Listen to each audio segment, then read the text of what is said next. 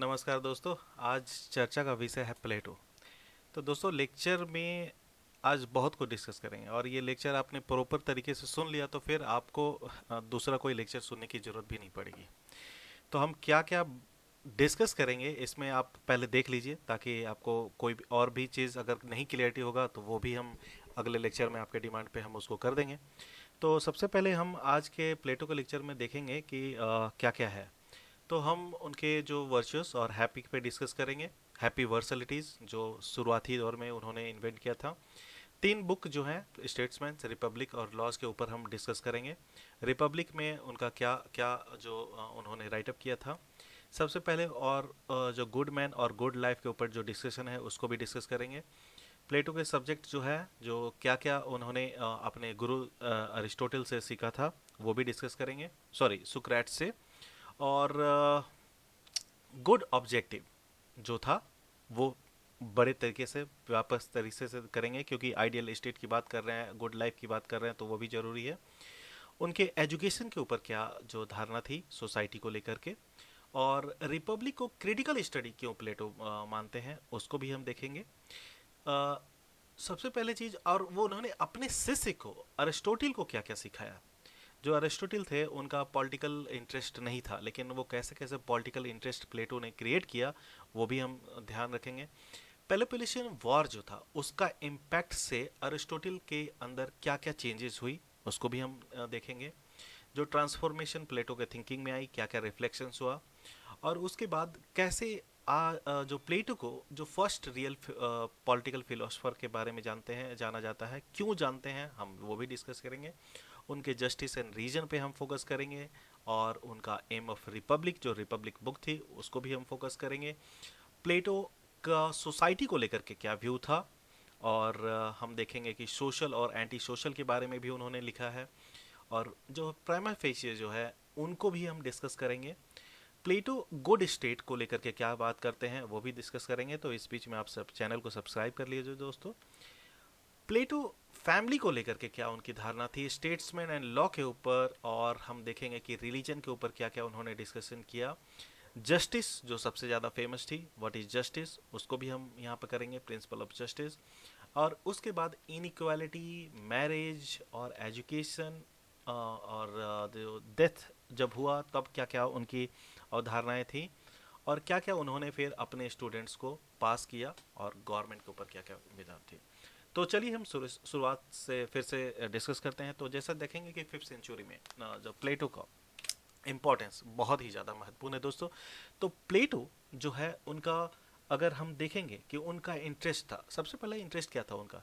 उनका था कि एक ऐसा शहर हो जहाँ पे सब लोग बहुत खुश हों, सारे लोग बहुत खुश हों। तो ये एक ऐसा, ये मीन्स आइडियल स्टेट की उन्होंने कल्पना की थी। तो आइडियल स्टेट में अगर देखा जाए तो वो कहते थे डिस्ट्रीब्यूटिव प्रिंसिपल, यानी कि डिस्ट्रीब्यूटिव प्रिंसिपल जो होना चाहिए। तो डिस्ट्रीब्यूटिव प्रिंसिपल यानी कि सबको कुछ ना कुछ मिलना चाहिए, सब भागीदार होते हैं, हर हर हर किसी को कुछ ना कुछ मिलना चाहिए। लेकिन एक उन्होंने कहा था कि अगर सबको भागीदारी उनके कॉम्पनसेशन यानी जो टैक्स देते हैं या कुछ कंट्रीब्यूट करते हैं उसके अकॉर्डिंग से नहीं मिलना चाहिए। क्यों? क्योंकि अगर जो सबसे ज़्यादा टैक्स देते हैं यानी कि सबसे ज़्यादा रिच है, अगर उन्हीं को सारे बेनिफिट मिल जाएंगे तो फिर गरीब को क्या मिलेगा? गरीब को कुछ भी नहीं मिलेगा, क्योंकि गरीब तो कुछ कंट्रीब्यूशन ही नहीं करता है। तो ये जो धारणा थी कि यानी कि जो बेनिफिट डिस्ट्रीब्यूटिव प्रिंसिपल है वो सभी के लिए हो, बराबर हो। ऐसा नहीं कि जो जो जितना कर रहे हैं उसी के अनुसार से। तो हर कोई को उसके एबिलिटी के अकॉर्डिंग से उनको बेनिफिट मिलना चाहिए। अब आगे देखेंगे दोस्त। तो उन्होंने कहा था हैप्पी वर्सलिटीज। हैप्पी वर्सलिटीज बहुत अच्छे तरीके से मैं आपको बताऊंगा दोस्तों, कि एक शहर में अगर सारे लोग खुश हैं, कोई गरीब नहीं है, तो कोई भी क्राइम नहीं होगा। अगर हम स्वीडन को ले लेते हैं, डेनमार्क को ले लेते हैं, न्यूजीलैंड को ले लेते हैं, तो ये शहर ऐसे जैसे हैं कि जहाँ पे प्रिजन जो है यानी कि जेल जो है बंद के कगार पे हो चुके हैं। क्यों? क्योंकि वहाँ पे कोई क्राइम ही नहीं कर रहा है, वहाँ सारे लोग बहुत खुश हैं। तो प्लेटो ने हैप्पी वर्सलिटीज को दो तरीके से डिफाइन किया है। एक एल्सी बैडेस को जो है फ्रीडम दस concept implied respect of law, यानी कि सारे लोग लॉ को रेस्पेक्ट दें। और दूसरा है अल्सिडेमस, यानी कि god man all men free, हर लोग इक्वल हैं, कोई शोषण नहीं कर सकता किसी का। और nature has man no man a slave. तो यहाँ पर अगर देखा जाए तो स्लैब कोई नहीं है और ना कोई कैसे शोषण करेगा, तो सिंपल सी बात है कि स्टेट बहुत ही अच्छे तरीके से डेवलप करेगी दोस्तों। तो रिपब्लिक में देखेंगे the interest of strong in terms of making laws. The Republic जब उन्होंने लिखा तो वहाँ पे हम क्या देखते हैं कि जो भी अमीर होते हैं उनका बहुत ज़्यादा कंट्रीब्यूशन होता है स्टेट में, तो वही लोग उन्हीं के अकॉर्डिंग से लॉस बनने लगते हैं, तो गरीब को कोई बेनिफिट भी नहीं मिलता है। और रिपब्लिक में जब उन्होंने डिस्कस किया तो उसके बाद फिर स्टेट्समैन की बात की, राजा का जो बात किया कि राजा को एक तरीका यानी कि रूल और आर्ट ऑफ रूलिंग आना चाहिए, वो हर किसी को खुश रखना सबसे बड़ी जरूरत है। उसके बाद उन्होंने लॉज लिखा। तो दोस्तों यहाँ पे बहुत सारे चेंजेस आए लॉ में, जो रिपब्लिक में उन्होंने जो डिस्कस किया वहाँ पे बहुत सारे चेंजेस आए, स्टेटमेंट में चेंजेस आए, और जहाँ लॉ लिखना शुरू किया था तो उन्होंने बहुत सारे जो उनकी कल्पना जो थी वो समय के अकॉर्डिंग से बहुत चेंज हो चुकी थी। तो वहाँ पे उन्होंने Roman Republic 12 table explain law किया, जिसके बारे में हम आगे डिस्कस करते हैं। आइए सबसे पहले रिपब्लिक की बात करते हैं। तो इन्होंने रिपब्लिक को कहा, Republic is not a treaty of any sort, not that it belong to politics. यानी कि रिपब्लिक जो है वो पॉलिटिक्स को बिलोंग नहीं करती है, एथिक्स को बिलोंग नहीं करती है, इकोनॉमिक्स को नहीं बिलोंग करती है, जो साइकोलॉजी को बिलोंग नहीं करती है, लेकिन ये सबको इंक्लूड करती है। जब सबको हम मिला लेते हैं तो वही एक आर्ट बन जाता है, जो कि एजुकेशन और philosophy are not included in this. तो यहाँ पे हम देखते हैं बहुत ही बड़े और व्यापक रूप से इन्होंने जो किया। और उनकी जो दूसरी बात थी, good man and good life, यानी कि सबसे पहली बात, यहाँ जरूरी नहीं है कि हर जो गुड मैन है उसके पास एक गुड लाइफ है। तो यहाँ इन्होंने कहा कि the good man must be a good citizen. आप अगर एक गुड मैन है तो आप एक गुड सिटीजन भी हैं। A good man could hardly exist accept in good state. यहाँ पे उन्होंने ये भी कहा कि लेकिन गुड मैन जो है, अच्छे आदमी आजकल के देश में सरवाइव कहाँ करते हैं, कोई भी गुड स्टेट में नहीं होता है।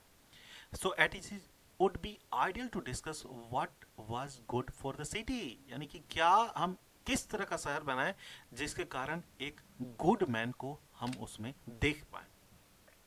तो यानी अगर प्लेटो के सब्जेक्ट को आप देखते हैं तो उन्होंने सिर्फ सिटी स्टेट और पॉलिटिकल लाइफ की बात की है, और उनके जो गुरु सुक्रेट्स थे उन्होंने उनसे बहुत ही ज़्यादा कुछ जो उनके, क्योंकि आप देखेंगे कि सुक्रेट्स की राइटिंग नहीं है, लेकिन जो प्लेटो हैं उनके सारी, जो सुक्रेट्स के सारे राइटिंग प्लेटो में आपको रिफ्लेक्ट करते हैं।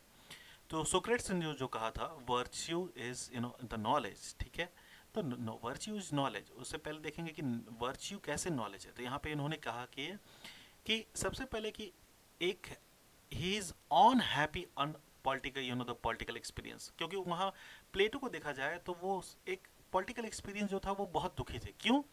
क्योंकि उनके गुरु सुक्रेट्स को सूली पे चढ़ा दिया गया, उनको जहर दे करके मार दिया गया, उनको जो है जहर दे करके इसलिए मार दिया गया क्योंकि वो उन्होंने सबसे जो है क्वेश्चन पूछना शुरू किया कि क्यों हैप्पी हैं, क्या हैप्पी हैं, इन सब चीज़ को लेकर के, हैप्पीनेस के ऊपर।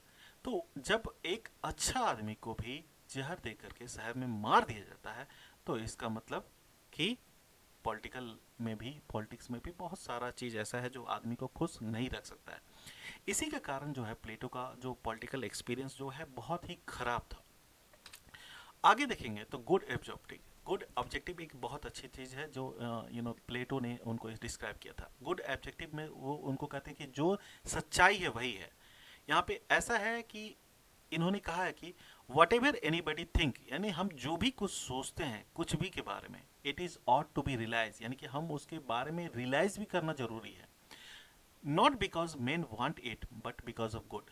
हर चीज को हम जो रियलाइज कर रहे हैं वो जरूरी नहीं है कि हम उसी को चाहते हैं, बट वो सभी के लिए अच्छा है, वो मेरे लिए अच्छा है, सभी के लिए अच्छा है। तो यहाँ पे इस चीज को, गुड ऑब्जेक्टिव को, वो सोसाइटी को लेकर के उन्होंने कहते हैं, स्टेट को लेकर करते हैं कि गुड चीज जो है will comes into the matters only. Secondly, what men want depend on how much they see of good, यानी कि दोस्तों हर कोई चीज जो है अपने अकॉर्डिंग से अच्छा क्या चीज होता है और बुरा क्या चीज होता है देखता है, बट यहाँ पे जो गुड चीज है वो सिर्फ वो अपने अकॉर्डिंग से ही चाहता है कि वही चीज उसको मिले जो चीज देख रहा है। तो यहाँ पे पॉलिटिकल फिलोसफर जो हमारे किंग हैं उन्होंने कहा कि एक आइडियल स्टेट, आदर्श राज की कल्पना की, और दूसरी तरफ जो है एक डिक्टेटर जो गाइड कर रहा है, पूरे स्टेट को रूल कर रहा है, उसको भी डिस्कस किया। तो इन्होंने जैसे किया कि यहाँ पे जो है कि कैसे मेंटेन करेंगे, कैसे ट्रेन करेंगे। तो उनकी फिलॉसफी में वही चीज़ दिखती है कि गवर्नमेंट जो है हमारा सिटी स्टेट में, जो एक अंडरस्टैंडिंग होना चाहिए गवर्नमेंट और जस्टिस। कौन अंडरस्टैंडिंग करेगा? तो ये राजा करेगा। तो प्लेटो थ्योरी जो उनके एजुकेशन स्टेट सोसाइटी को लेकर के देखते हैं, तो ये फिर से हैप्पी वर्सलिटीज हो जाता है, यानी कि सबको खुश रखना बहुत जरूरी है स्टेट में। तो गवर्नमेंट अगर उनके पास नॉलेज नहीं होगा, अगर वो शिक्षित नहीं होंगे तो नहीं होगा। तो आप जानेंगे कि वहाँ पे सबसे पहले जो स्कूल्स खुला, तो वो आप देखेंगे प्लेटो ने, उन्होंने जो स्कूल खोला ताकि सारे लोग शिक्षित हों, समाज में सब लोग शिक्षित हों, सबके पास नॉलेज हो, वर्च्यू हो, और उसी तरह फिर हम एक अच्छे जो है राज की कल्पना कर सकते हैं। तो हैप्पी वर्सलिटीज को फिर उन्होंने डिफाइन किया, जो सुक्रेट से उन्होंने लिया था। वो क्रॉस एग्जामिनेशन की बात करते हैं यहाँ पे, ये सेल्फ एग्जामिनेशन और रिजिड सेल्फ डिसिप्लिन की भी बात करते हैं, जो सुक्रेट्स ने नहीं किया था। तो यहाँ रिजिड सेल्फ डिसिप्लिन बहुत जरूरी है, क्योंकि सुक्रेट के समय में देखेंगे कि एक आदर्श राज की कल्पना तो की गई थी, लेकिन वहां पे डिसिप्लिन नहीं था। अब यहाँ पे देखेंगे कि रिपब्लिक को क्रिटिकल स्टडी क्यों कहते हैं। The Republic was a critical study of city state, इसलिए क्योंकि उन्होंने चूज किया था theory from an ideal state, because वहां जो पेलोपोलिशियन वॉर था, एथेंस की बात करते हैं, एथेंस में डेमोक्रेसी था। जब लेकिन पेलोपोलिशियन वॉर में जब स्पार्टन मिलिट्री जो डिक्टेटर जो आ करके और डेमोक्रेसी पे अटैक करके उस पर विजय पा लेते हैं, तो हम किस तरह की बात करेंगे डेमोक्रेसी में? हम एक आदर्श राज्य की कल्पना, हम जब अपने लोगों को सुरक्षित नहीं कर पाएंगे। तो प्लेटो यहाँ पे एक चीज करते हैं कि वो अपने डेमोक्रेसी की बुराई भी बोलते हैं कि यहाँ पे सभी लोग को जरूरत से ज्यादा चीज मिल रहा था, इसीलिए वो इनडिसिप्लिन हो चुके थे। और प्लेटो जो है वो स्पार्टन मिलिट्री की तारीफ करते हैं। क्यों? क्योंकि बहुत कम संख्या में होने के बावजूद भी स्पार्टन मिलिट्री जो थी वो एथेंस पे कब्जा कर लेती है। इसके कारण जो है उन्होंने, प्लेटो ने अपने जो है स्टूडेंट को, जो छात्र को, अरिस्टोटल को जो है सीख दिया। क्या सीख दिया? कि that human life is controlled by God, जो है भगवान सबको कंट्रोल कर रहा है, at and at must cooperate with occasion. तो यहाँ पे जब हम इस चीज को बात कर रहे हैं कि वो देख रहे हैं कि स्पार्टन जो है, स्पार्टन मिलिट्री का, कि कैसे स्पार्टन मिलिट्री का डाउनफॉल हो सकता है। तो यानी कि अगर एक स्पार्टन जो कि अपने आप में डिक्टेटर था, लेकिन एथेंस पे रूल किया और यहाँ पे रोइन कर दिया पूरे स्टेट को, क्यों? क्योंकि वो पावरफुल थे। तो यहाँ पे एक चीज की बात करते हैं, वो जब उनके डिसिप्लिन को लेकर के, तो डिसिप्लिन यहाँ पे जैसे स्पार्टन मिलिट्री डिसिप्लिन थे, जिसके कारण जो मोनार्की जो था, डिक्टेटरशिप, वो आकर के उन्होंने राज किया। तो उन्होंने एक चीज सीखा कि डिसिप्लिन भी बहुत ज़्यादा जरूरी है। इतना भी ज़्यादा फ्रीडम नहीं दिया जाए जिसके कारण जो है कि पूरा का पूरा लिबर्टी को, excess liberty can ruin the state. Impact of Peloponnesian war बहुत ज़्यादा इम्पैक्ट करता है, और वहाँ से जो फिलोसफी होती है वो चेंज हो जाती है। तो पेलोपोनेशियन वार में उन्होंने क्या किया कि unwillingness to look beyond their immediate self interest. And यहाँ पे क्या होता है कि जो थीसिडिस थे, वो उन्होंने कहा कि यहाँ पे कॉमन रूइन और कॉमन मिस्ट्री की बात यहाँ पे आ रही है दोस्तों। यहाँ पे जैसे कि अगर देखा जाए, यहाँ पे सभी जगह, मतलब वो बर्बादी सिर्फ एक के कारण नहीं हुई, सभी के लिए हुई। और यहाँ पर जो कष्ट हुआ यानी कॉमन मिस्ट्री, वो सभी को हुआ। तो इसका एक इलाज तो निकाल सकते हैं। तो प्लेटो ही बिकेम सुक्राट्स स्टूडेंट्स। जब प्लेटो जो था, तभी के कारण सुक्राट्स का स्टूडेंट हुआ, क्योंकि उन्होंने देखा कि अगर आप डिसिप्लिन है तो कम से कम वो डिसिप्लिन और पावर जो है उसका सही यूज कर सकें। और यहाँ से जो है प्लेटो का जो लाइफ जो है वो ट्रांसफॉर्म हो जाता है। तो प्लेटो जो, आपको पहले बता देते हैं, प्लेटो जो पहले पॉलिटिक्स में इंटरेस्ट नहीं थे, उनको लगता था कि एक जो अपर कास्ट है जो कि जो कंट्रोल कर रहे हैं पॉलिटिक्स को, that is one of the noble professions. लेकिन जब सुक्रेट्स के जब उसके संपर्क में आते हैं, तब उनको पता चला कि जो पॉलिटिकल लीडर्स जो रूल करते हैं, उनके पास भी उनके सलाहकार होते हैं, और वही सलाहकार उनको सलाह देते हैं कि क्या करना है। तब जाकर के उनका जो इंटरेस्ट होता है वो फिलोसफिकल लाइफ की तरफ पड़ता है, और तब उनको लगता है कि नहीं, यहाँ पर जो है कि जो नोबल प्रोफेशन जो है वो फिलोसफिकल लाइफ है। So philosophical life is superior to the life of a politicians. नहीं तो ये अगर प्लेटो के जो है संपर्क में नहीं आते सुक्रेट्स के, तो वो पॉलिटिशियंस बनना चाहते थे। सुक्रेट्स के डेथ के कारण जो Plato came to recognise that more intensely than what had his teacher. So philosophy politics can not keep apart, यानी कि आप फिलोसफिकल लाइफ को सुपीरियर मान रहे हैं, लेकिन फिलोसफी और पॉलिटिक्स को साइड नहीं कर सकते हैं। तो यहाँ पॉलिटिशियंस को भी उसके अंदर जोड़ करके चलना है। इसी के कारण जो है प्लेटो जो है ये सब सारे अवधारणा को जो ऑब्जर्व किए, तो वो फर्स्ट रियल पॉलिटिकल फिलोसफी जो वेस्टर्न वर्ल्ड के माने जाते हैं। क्यों? क्योंकि उनका जो इतना डीपर और मोर रेडिकल सेंस जो था वो डेवलप हुआ था। और यहाँ पे अगर हम देखा जाए पॉलिटिकल थ्योरी, तो ये उन्होंने बहुत कुछ किया। He was expert in the theory of ethics, psychology, economics, sociology, वो सभी में एक्सपर्टीज किए। हर चीज के बारे में एक जानना शुरू किए कि कैसे जो है सोसाइटी में बदलाव होता है, कैसे राजा के सोच में बदलाव होता है। अब आते हैं दोस्तों जस्टिस एंड रीजन की बात। स्पार्टा ने डिफीट किया, डिस्ट्रॉय किया सिरकस को 404 बीसी में, बिफोर क्रिश्चियन। 430 412 बीसी जो में डेमोक्रेटिक गवर्नमेंट हटा दिया गया। उसके बाद जो प्लेटो को एक मौका मिलता है, वहां पे क्या करते हैं, इनवाइट करते हैं ओलिगार्की को तो ज्वाइन बाई 30 टाइम्स। लेकिन प्लेटो जो है इतना ज़्यादा सुक्रेट्स से इन्फ्लुएंस था कि वो रिफ्यूज कर देता है। और फिर से जब डेमोक्रेसी वापस आती है 1 साल के बाद, तब वो फिर से वहाँ पे आ जाते हैं to begin to wave of revenge punishment. और उस समय देखा जाए तो प्रोसीडिंग जो सुक्रेट्स को लेकर के जो हुई थी 39 बीसी में, वो पूरा का पूरा फिर से स्टार्ट करते हैं।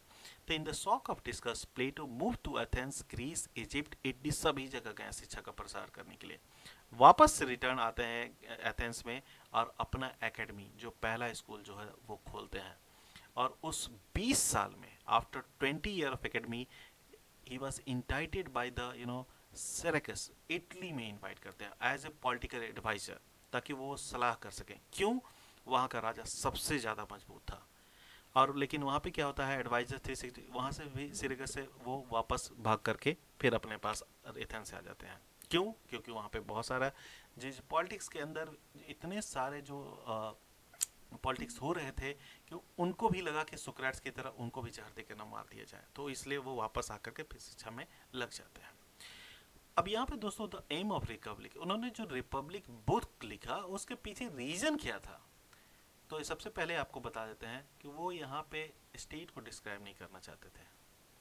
वो क्या कहना चाहते थे, पूरा एक जनरल प्रिंसिपल को लेकर के सोसाइटी की बात कर रहे हैं। रिपब्लिक में आप देखेंगे which any society of human being depend in so far as aims to be a good life, यानी कि सोसाइटी का सबसे बड़ा इंपॉर्टेंट चीज है कि एक गुड लाइफ। यहाँ पे आप देखेंगे कि फिर सोक्रेट्स के फिलोसफी को कंटिन्यू किया जा रहा है। तो इसी तरह हम देखेंगे कि वो सिमिलर थ्योरी जो हर्बर्ट स्पेंसर की भी है, जो एब्सोल्यूट एथिक्स की बात करता है। अब प्लेटो को सोसाइटी के बारे में क्या धारणा थी, आइए दोस्तों सोसाइटी के बारे में जानते हैं। आइडियल स्टेट की बात कर रहे हैं तो सबसे पहली बात है कि एक फ्री जो आज़ाद सोच होना चाहिए। यानी कि यहाँ पे सबसे पहले जो उन्होंने किया था, स्टेट सिक्योर इंडिविजुअल प्रोसेस, मतलब स्टेट सबसे पहले सबको फ्री विल दे, सब अपना सोच के अकॉर्डिंग से जो चाहे वैसा जो है सोच सकते हैं। सोशल रिलेशंस जो है वो कॉन्ट्रैक्ट और एग्रीमेंट के रूप में होना चाहिए, ज़्यादा जो excess liberty can harm the democracy, ये जानते थे। तो इसीलिए उन्होंने कहा कि state as primarily concern with maintaining liberty with choice, यानी कि लिबर्टी होना चाहिए लेकिन liberty should be control within the law.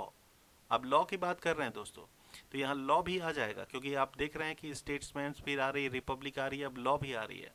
तो अब जैसे जैसे धीरे धीरे, क्योंकि डिसिप्लिन अगर करना होगा तो लॉ तो बनाना ही पड़ेगा। तो यहाँ पे हम क्या करते हैं कि Plato rejected it because government resisting solely upon the will can never show their justice interesting a value. यहाँ पे सबसे पहले सोशल अरेंजमेंट की बात होती है, और सोशल अरेंजमेंट के लिए फिर से वही जो सोसाइटी की जो बात करते हैं, एक फ्री हो तभी।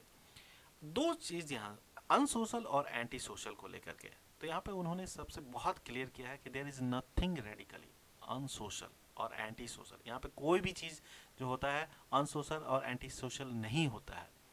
बट क्या चीज होता है, it might be result of this harmony precisely because a complete and perfect development of individual power. तो यहाँ पे इंडिविजुअल जिसके हाथ में पावर होता है उसके कारण जो होता है वो अनसोशल और एंटी सोशल होता है। एक राजा ही अगर ठीक नहीं होगा तो सोसाइटी कैसे हम एक्सपेक्ट कर सकते हैं कि ठीक हो सकता है। तो सबसे पहले तो राजा को ही ठीक होना पड़ेगा।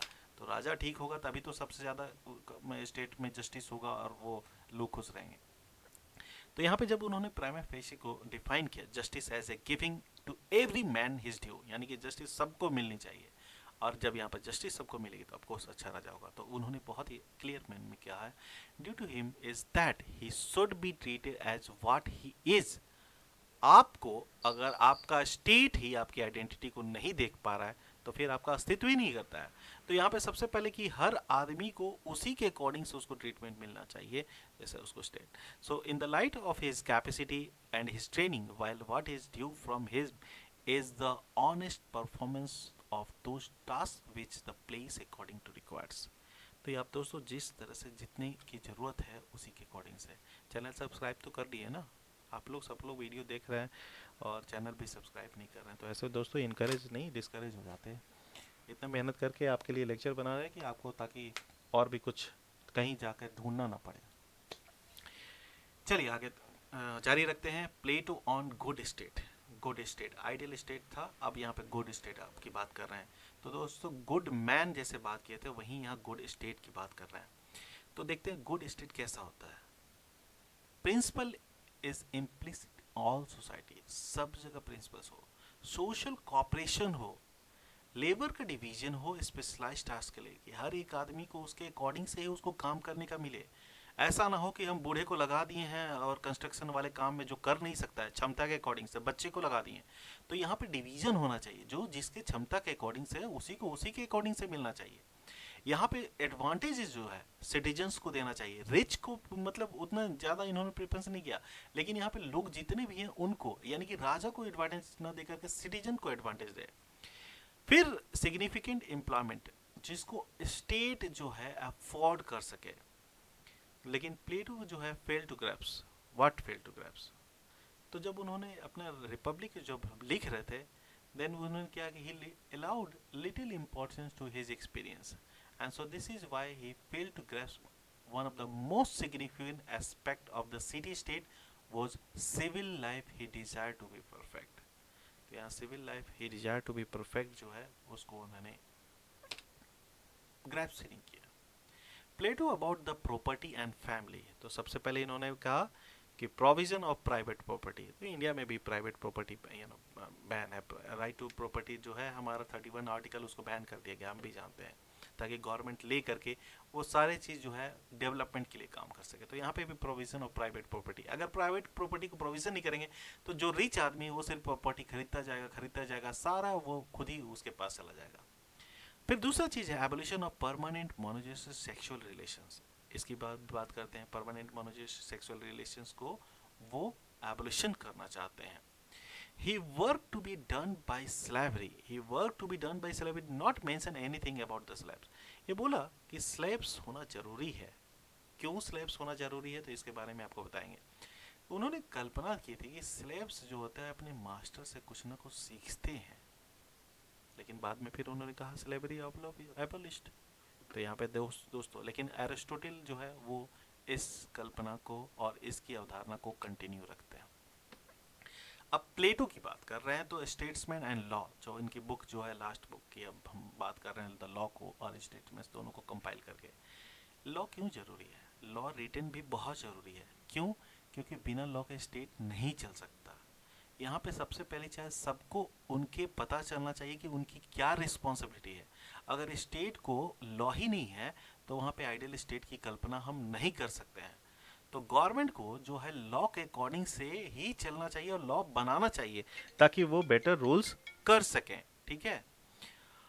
फिर उन्होंने एक्सक्लूशन ऑफ लॉ की बात करती है। एक्सक्लूशन ऑफ लॉ में अगर हम देखे जाएंगे तो exclusion of law from the ideal state resulted from the twofold fact that statements is defined and as an art depending upon an exact science। that this science is conceived after the manner of mathematics as a rational application of the types which factual knowledge contribution. तो यहाँ पे दोस्तों जो exclusion of law से हम जानते हैं कि अगर आइडियल स्टेट से लॉ का एक्सक्लूड कर दिया जाए तो वहाँ पे कोई भी चीज़ सक्षम नहीं हो सकती है।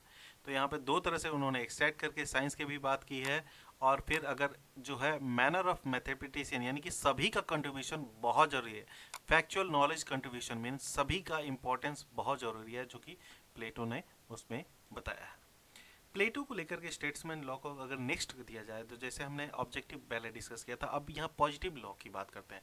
देखिए लॉ दो तरह के होते हैं, एक निगेटिव लॉ होता है, एक पॉजिटिव लॉ होता है। एक स्टेट खुद को बनाता है कि वो खुद को पावर कर सके। नॉर्थ कोरिया है जहाँ सिविलियन को कोई राइट नहीं है, तो वहाँ पे अगर देखा जाए वो निगेटिव लॉ है। लेकिन अगर पॉजिटिव लॉ में डालेंगे कि लॉ का जो एग्जिस्टेंस है वो एक्चुअली कम्युनिटी के डेवलपमेंट के लिए है, तो वहाँ पे पॉजिटिव लॉ की बात करते हैं प्लेटो। प्लेटो इन स्टेट्समैन, स्टेट्समैन यहाँ पे राजा है, बस आप ध्यान रखिएगा, स्टेट्समैन जो कर रहे हैं वो राजा की बात कर रहे हैं कि the ideal state is set of definitely from the class of possible state. यानी कि आइडियल स्टेट तभी होगा जब यहाँ पे एक क्लास मेंटेन कर जाएंगे जब पॉसिबल स्टेट्स में, और उसके लिए क्या होगा, तो डेमोक्रेसी सबसे बेस्ट फॉर्म ऑफ देयर, और रिपब्लिक की बात करते हैं उसलिए। सो डेमोक्रेसी को उन्होंने सबसे ऊंचा स्थान दिया है। क्यों ऊंचा स्थान दिया डेमोक्रेसी को? क्योंकि डेमोक्रेसी जो है मॉडरेट होता है, लोगों के डिमांड के अकॉर्डिंग से चेंज होता है, और it is a extreme form इसके, जिसके कारण जो होता है लोगों को सभी को उनके मौलिक अधिकार दिए जाते हैं। उसमें लॉ जो होता है वो लिखा रहता है। सो इट्स इटसेल्फ, हालांकि उन्होंने जो इन लॉज में जो है डेमोक्रेसी जो पहले की डिफाइन करते हैं, लेकिन इन लॉ में उन्होंने जो सेकेंड बेस्ट स्टेट जो है उन्होंने वहाँ पे मोनार्की को किया है, और डेमोक्रेसी को भी। मोनार्की को क्यों किया है बताएंगे, क्योंकि जब डिसिप्लिन की बात करते हैं तो यहाँ पे राजा डिसिप्लिन तभी मेंटेन कर सकता है जब वो एक्सेस लिबर्टी को कंट्रोल कर सके। रिलीजन की बात करते हैं दोस्तों, प्लेटो ऑन रिलीजियस इंस्टीट्यूशन। तो यहाँ पे सबसे पहले उन्होंने बात की है कि religion must be under the regulation of the supervision of state, यानी कि स्टेट को रिलीजन को कंट्रोल करना चाहिए। ऐसा नहीं कि रिलीजन जो है स्टेट को कंट्रोल कर सके। फर्स्ट सेंचुरी बीसी में क्या होती थी, जो वहाँ पे होती थी कि जो जो पृष्ठ होते थे वो स्टेट को कंट्रोल करते थे, और उसका रिजल्ट क्या हुआ यूरोप में, 100 year of war, 36 year of war, जिसके कारण सारे के जो है पूरा का पूरा ब्लैक डेथ, और there are so many things happen. तो यहाँ पे इन्होंने उस चीज़ को अलग चीज़ किया था, और यहाँ पे इसलिए बोलते हैं कि the three kind is important. Denial of the existence of the God, यहाँ पे डिनाइल करते हैं एग्जिस्टेंस ऑफ गॉड को, डिनाइल करते हैं कि they concern themselves of human conduct, the believe that they are easily placated for a sin committed. तो इन चीज़ को भूलेंगे नहीं दोस्तों, आप भूलिएगा नहीं। प्लेटो ऑन जस्टिस, सबसे पहले कहते हैं कि जस्टिस क्या है, तो justice is bond with hold a society together. Justice सभी हो सकती है जब समाज में सब लोग एक साथ से जुड़े हुए हैं, तभी एक हार्मोनी का इन्वायरमेंट हो सकता है।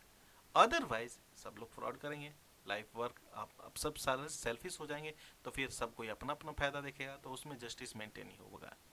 तो प्लेटो का जस्टिस का मतलब ये नहीं होता कि is maintaining peace and order but a small part of harmony which make the state. यहाँ स्मॉल पार्ट की नहीं बात कर रहे हैं, यहाँ पूरे के पूरे सोसाइटी की बात कर रहे हैं। फिर दूसरा कहते हैं नॉट सो मच फ्रीडम और protection but amenities of a civilise existence की जरूरत है। इंडिया में सोसाइटी है, सिविलाइज सोसाइटी नहीं है, तो यहाँ पे सिविलाइज सोसाइटी के एक्सिस्टेंस की बात कर रहा है कि सिविलियंस हैं लेकिन सिविलाइज होना चाहिए। अगर ज़्यादा फ्रीडम देंगे तो सिंपल सी बात है सिविलाइजेशन में भी प्रॉब्लम हो सकता है। Principle of justice, every state required principle of justice. क्यों जस्टिस क्यों जरूरी है? अगर जस्टिस नहीं होगा, सोशल जस्टिस, इकोनॉमिक जस्टिस, और उसके बाद फिर पॉलिटिकल जस्टिस, तो कहीं कहाँ से फेयर डिस्ट्रीब्यूशन होगा? इंडिया में देख लीजिए, सोशल जस्टिस के नाम पे there are marginalise community are not safe, poor are not safe, there are so many is there.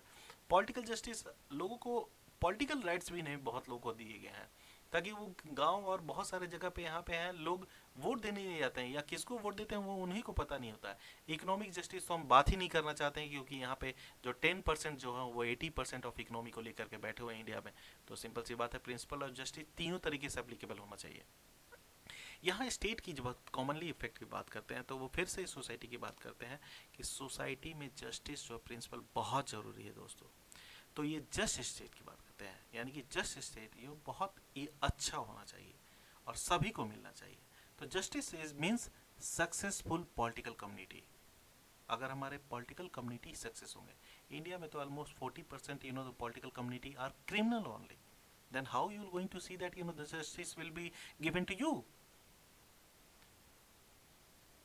Functions of production, protection, statesmanship, ये दूसरा चीज है, यानी कि यहाँ फंक्शंस ऑफ प्रोडक्शन और प्रोटेक्शन की बात करते हैं स्टेट्समैन, और क्या क्या जरूरी चीज है वो भी डिफाइन किया है।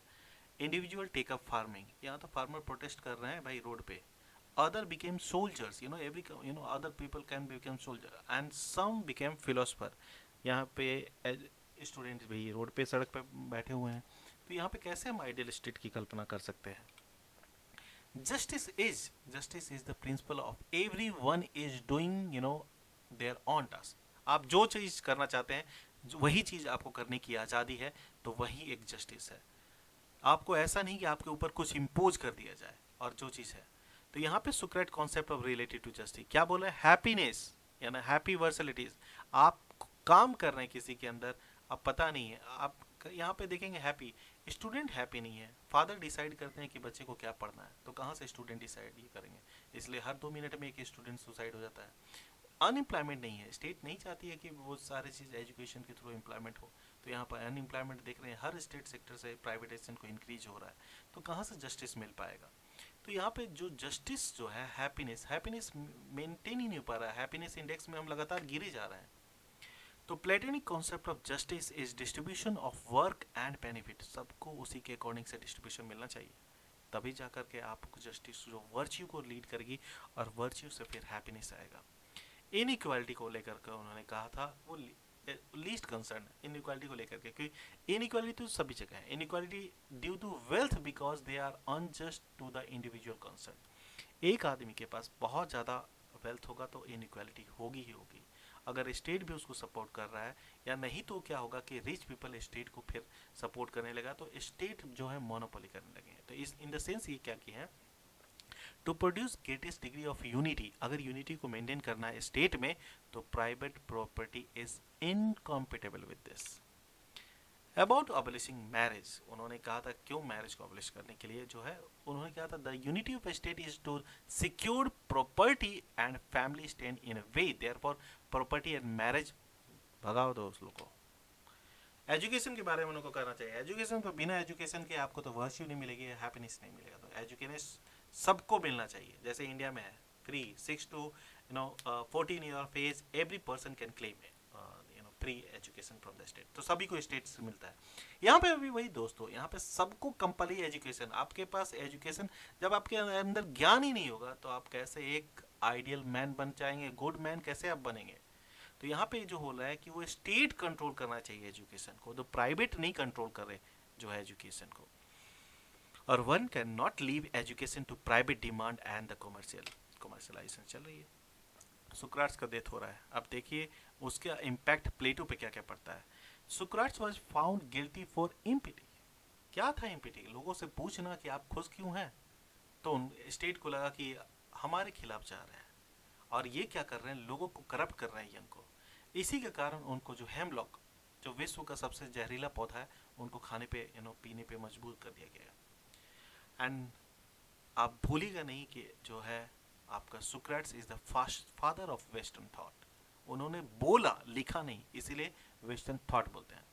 399 BC एथेंस हैज इसी के कारण Athens has been hit by plague, उसके कारण इंटरनल पॉलिटिक्स हुआ, स्ट्राइफ हुआ, मिलिट्री डिफीट हुआ स्पार्टा के कारण, और सारे जगह जो है वो पूरा का पूरे जो है claiming that Socrates' teaching created a political deviant made him a convenient space god for him for reason. So उन्हीं की शिक्षा के कारण ये सारे के सारे जो है बुरे चीज आए। चलिए आइए देखते हैं, आप ये 2 स्लाइड और बची हुई है, थोड़ा सा पेशेंस रखिए दोस्तों। और जो अब हम देखते हैं, university was the last of 3 greatest traditions of classic degree. तो यहाँ पे divided citizen into 3 class, 3 class में करते हैं। एक यूजलेस रिच, जिनके पास पैसा होता है, कोई मतलब नहीं करते हैं, और दूसरा है ना they always greedy for more, वो और पैसा चाहते हैं। दूसरा जो है पुअर, जिनके पास कुछ भी नहीं है, वो पूरा डिस्ट्रॉयड है कंप्लीटली। तीसरा था मिडिल क्लास, जो सिर्फ स्ट्रगल करता है और वो स्टेट को बचाता है। तो इंडिया में भी वही चीज़ है, जो उन्होंने उस समय बताया था वो आज की डेट में आपका है। यहाँ पे देखेंगे कि यहाँ स्टडी की जो बात का उन्होंने किया है, हैविंग ए रज फिजिकल स्ट्रेंथ और ह्यूमैनी जो स्मॉल जो class of A small free holder who cultivate there land, जो फार्मर्स की जो है। गवर्नमेंट को लेकर उन्होंने कहा था कि गवर्नमेंट मस्ट भी इंटेलिजेंस होना चाहिए, तभी जाकर के वो सभी की बात करेंगे। और आप चैनल को प्लीज़ सब्सक्राइब कीजिए, लाइक कीजिए और कमेंट बॉक्स में लिखिए क्या चाहिए दोस्तों, तभी तो वीडियो और भी आपके लिए बना पाएंगे। ठीक है, तो प्लीज़ सब्सक्राइब, बेल को आइकन को दबाइए ताकि सारे अपडेट मिलते रहें। Thank you so much.